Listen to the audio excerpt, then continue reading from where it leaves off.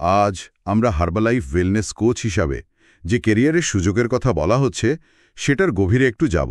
মানে হাতে যে তথ্যগুলো আছে সেগুলো কি বলছে দেখা যাক। হ্যাঁ, মানে এই তথ্যগুলো বলছে যে এটা শুধু টাকা রোজগারের ব্যাপার না, বরং নিজের আর অন্যদের জীবন বদলানোর একটা পথ। ঠিক, অনেকটা এই রকম যে নিজের স্বাস্থ্য ঠিক রেখে অন্যের জীবনেও পরিবর্তন আনা। বেশ আকর্ষণীয় ধারণা। আমাদের কাছে যে সারসংক্ষেপটা আছে সেটাই কেরিয়ারের নানা দিক দেখাচ্ছে। কেন এটা ভালো লাগতে পারে, কিভাবে শুরু করতে হবে, কি লাভ হতে পারে, এই সব আর কি। আচ্ছা, তাহলে আমাদের আজকের আলোচনার লক্ষ্য কি? মানে এই সুযোগটা কতটা বাস্তবসম্মত, কাদের জন্য ভালো হতে পারে সেই বিষয়ে একটা ধারণা দেওয়া, তাই তো? একদম, এই উপাদানটার ভিত্তিতে আমরা বোঝার চেষ্টা করব। বেশ, তাহলে প্রথমে আসি, ওয়েলনেস কোচের ভূমিকাটা ঠিক কি এখানে? শুধু প্রোডাক্ট বিক্রি করা নাকি আরও কিছু? না না, তথ্যটা বলছে এটা তার চেয়ে বেশি। কোচকে এখানে একজন গাইড, মেন্টর মানে উৎসাহদাতা হিসাবে দেখানো হচ্ছে। কি কি কাজ করতে হয়? যেমন ধরুন, ওজন ঠিক রাখা মানে কমানো বা বাড়ানো, এনার্জি বাড়ানো, ফিটনেস নিয়ে সাহায্য করা, স্বাস্থ্যকর খাবার অভ্যাস তৈরি, এইসব। ও আচ্ছা। হ্যাঁ, আবার ধরুন প্রোডাক্ট কিভাবে ব্যবহার করতে হবে, ডায়েট প্ল্যান বানানো, জুম বা অফলাইনে ওয়েলনেস ক্লাব চালানো, ক্লায়েন্টদের রেজাল্ট কেমন হচ্ছে দেখা, তাদের মোটিভেট করা, অনেক কিছুই। বুঝলাম, কিন্তু বাজারে তো আরও অনেক কোম্পানি আছে।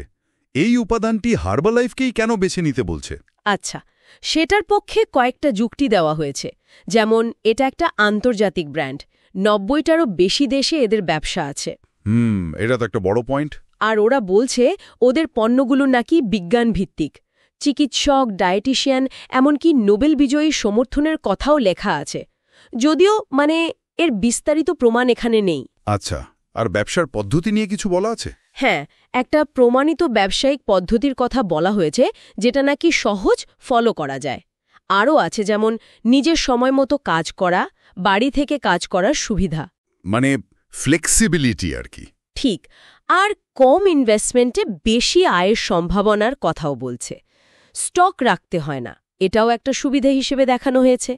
আর ব্যক্তিগত উন্নতি, স্বীকৃতি, পুরস্কার, এই সবেরও উল্লেখ আছে। এই আয়ের ব্যাপারটা একটু খুলে বললে ভালো হয়। এখানে দেখছি কয়েকটা ধাপ আছে। শুরুতে একজন শিক্ষানবিশ কোচ মানে নতুন যারা, তাদের আয় হতে পারে ৫,০০০ থেকে ২০,০০০ টাকা। হ্যাঁ, উপাদানটিতে মোটামুটি এরকমই একটা ধারণা দেওয়া হয়েছে। এটা নির্ভর করে প্রোডাক্ট ব্যবহার, নিজের রেজাল্ট আর ৫-১০ জন ক্লায়েন্ট তৈরির ওপর। তারপর পরের ধাপে বিল্ডার, সিনিয়র কোচ হলে আয়টা বেড়ে ২৫,০০০ থেকে ৬০,০০০ হতে পারে। তখন জুম ক্লাব চালানো, ক্লায়েন্ট সংখ্যা বাড়ানো, ছোট্ট একটা টিম তৈরি, এইসব আসে। আচ্ছা, মানে টিম বানানো শুরু। হ্যাঁ, এরপর লিডার, সুপারভাইজার বা তার ওপরে গেলে আয় ৬০,০০০ থেকে ১.৫ লাখ বা তারও বেশি হতে পারে। তখন মূল ফোকাস থাকে টিম বড় করা, ট্রেনিং দেওয়া, ক্লাব ইভেন্ট করা। আর সর্বোচ্চ স্তর? Millionaire team. এখানে আয় তো অনেক বেশি দেখাচ্ছে, ২ লাখ থেকে ১০ লাখ বা তারও বেশি। হ্যাঁ, উপাদানটিতে তেমনই উল্লেখ আছে।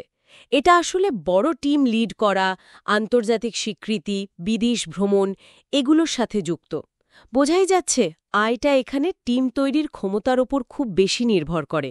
বেশ আকর্ষণীয় অঙ্ক, কিন্তু কেউ যদি একদম নতুন শুরু করতে চায় তার জন্য কি রাস্তা দেখানো হয়েছে? প্রথম ধাপ হিসেবে বলা হচ্ছে নিজে প্রোডাক্ট ব্যবহার করে ভালো ফল পাওয়া, মানে নিজের পরিবর্তনটাই নাকি আসল। নিজের উদাহরণ তৈরি করা আর কি। ঠিক, তারপর ট্রেনিং আর মেন্টরশিপ নিতে হবে। এরপর আস্তে আস্তে পরিবার, বন্ধু, পরিচিতদের সাহায্য করা শুরু। মানে কাছের মানুষদের দিয়ে শুরু। হ্যাঁ, আর নিজের ক্লায়েন্টদের রেজাল্ট, তাদের ভালো লাগার কথাগুলো মানে প্রশংসাপত্র, এগুলো ট্র্যাক করা খুব জরুরি বলা হয়েছে। ধীরে ধীরে নিজের মতো আরও কোচদের নিয়ে একটা দল তৈরি করা। আর পুরো সময়টা জুড়েই শেখার সুযোগ থাকছে। হ্যাঁ, শিখতে শিখতেই আয়, এই আইডিয়াটার ওপর খুব জোর দেওয়া হয়েছে। এই কাজের মাধ্যমে কি কি দক্ষতা তৈরি হয় বলে উল্লেখ করা হয়েছে? কমিউনিকেশন বা অন্যদের মোটিভেট করার ক্ষমতা তো বাড়বেই মনে হচ্ছে। অবশ্যই, তার সাথে বেসিক নিউট্রিশন আর প্রোডাক্টের জ্ঞান, সোশ্যাল মিডিয়াতে নিজেকে তুলে ধরা মানে ব্র্যান্ডিং, লিডারশিপ, টিম তৈরি, এই সব দক্ষতা অর্জনের কথা বলা আছে। ব্যক্তিগত বিকাশও হচ্ছে তাহলে? হ্যাঁ, উপাদানটা বলছে এটা আত্মবিশ্বাস বাড়ানোরও একটা পথ। একটা জায়গায় লেখা আছে কোচিং শিখতে শিখতেই আপনি একজন লিডার হয়ে উঠবেন। মানে পুরো সিস্টেমটার মধ্যেই এই স্কিলগুলো ডেভেলপ করার সুযোগ আছে। আর পুরস্কার, স্বীকৃতি এগুলোর কি খবর? এখানে তো দেখছি মাসিক বোনাস, গোয়া, বালি, সিঙ্গাপুর, দুবাই এরকম ঘোরার সুযোগের কথাও আছে। হ্যাঁ, এগুলোকে বেশ বড় করে দেখানো হয়েছে, মানে মানুষকে উৎসাহিত করার জন্য মঞ্চে রেখে সম্মান জানানো, পিন দেওয়া, এই সব আর কি। কিছু সংখ্যাও দেওয়া হয়েছে দেখলাম, যেমন 80% কোচ পার্ট টাইম শুরু করেন। হ্যাঁ, আর 90% ক্লায়েন্ট নাকি আসেন কোচের নিজের স্বাস্থ্য বদলের গল্প শুনে। আর সবাই নাকি শিখতে শিখতে আয় করেন।